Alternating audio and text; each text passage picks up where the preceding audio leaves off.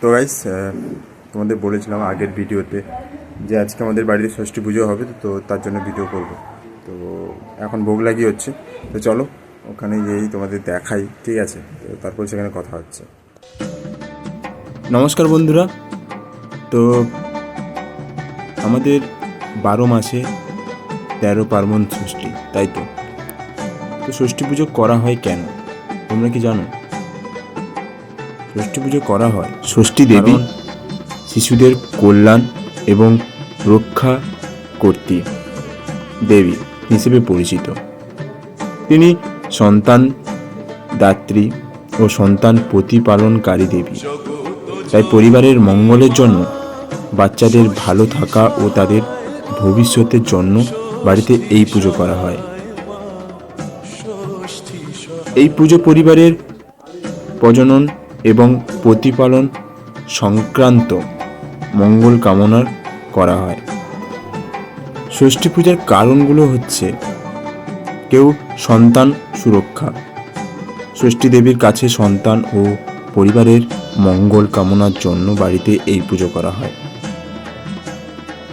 দ্বিতীয়ত হচ্ছে সন্তান প্রাপ্তি, নিঃসন্তান দম্পতিরা সন্তান লাভের আশায় এই দেবীর ব্রত করেন, এই বিশ্বাসে যে তিনি সন্তান দান করেন। 3 নম্বর হচ্ছে প্রকৃতির প্রতি নির্ভরতা। পুরাণ অনুযায়ী তিনি আদি প্রকৃতির অংশ এবং জীবকুলের প্রজনন ও প্রতিপালনের সঙ্গে জড়িত। তাই গৃহস্থ জীবনে এই দেবীর পুজো করা হয়। ষষ্ঠী পুজোর পালনের পদ্ধতি হচ্ছে যে ষষ্ঠী দেবীর পূজা সাধারণত বাড়িতে বট গাছের তলায় বা বাড়ির আঙিনায় করা হয়। কোথাও আবার গৃহস্থ নারীরা তেল, হলুদ, দই, বটের ডাল ইত্যাদি উপকরণের ব্যবহার করে এই পুজো সম্পন্ন করেন। পুজোর পর ব্রত কথা শুনে বাড়ির সকলে মিলে ফল ও প্রসাদ গ্রহণ করে। এছাড়াও বিশেষ করে জামাই ষষ্ঠীর দিন জামাইকে মেয়েকে বাড়িতে আমন্ত্রণ জানিয়ে অপমান করা হয়। এইভাবেই বাড়িতে ষষ্ঠী পুজো করার মাধ্যমে পরিবার সন্তানের কল্যাণ এবং সকল মঙ্গল কামনা এবং দেবী, এই দেবীও তারা পূজা পালিত হয়। সেরকমই আমাদের ভাদ্র মাসে এরকমই হয়, তোমরা বুঝতেই পারছো। আর দাদা ওই পুজোটাই করছে। আর প্রতি বছরের মতো এবছরও আমাদের বাড়িতে এই ভাদ্র মাসে হয়, ঠিক আছে?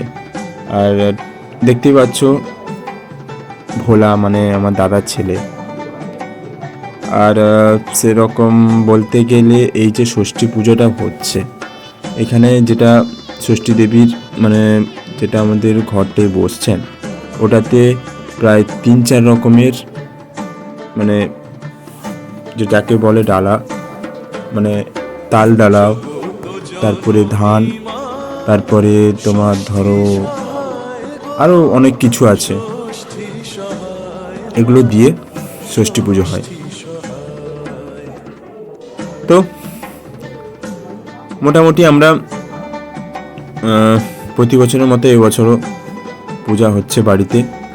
আর দাদা বলল যে ভোগে মানে একটা জায়গায় যে দেওয়া হয় ঠাকুরের কাছে ভোগ দেওয়ার জন্য, তো ওইটাই দেওয়ার জন্য আমাকে বলল যে ভোগটা উঠিয়ে নিয়েছে, যেখানে বেলপাতা দিয়েছে ওইখানে দেওয়ার জন্য। তো সব ভোগ টোগ দিয়ে এক জায়গায় দিলাম।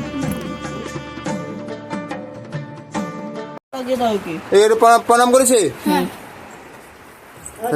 উঠা না গ্যাবা এসছে, গ্যাবা গ্যাবা কাকাই কাকাই ও কাকাই কাকাই ও কাকাই, তুমি বিড়ি খাবে? ওই যা যা, প্রণাম করেছিস তো, যা। তো ভোগলাই কমপ্লিট হয়ে গেল। তো এখন খিদা পেয়ে গেছে, খেতে হবে। তো আজকের মতো মানে এখনকার মতো ভিডিওটা এখানে বন্ধ রাখলাম। যদি রাত্রেবেলা যখন পুজো হবে তোমাদের সাথে শেয়ার করব। তো এখন খেতে যাব, তো কয়েক ঘন্টার জন্য মানে ভিডিওটা বন্ধ থাকবে। তো টাটা।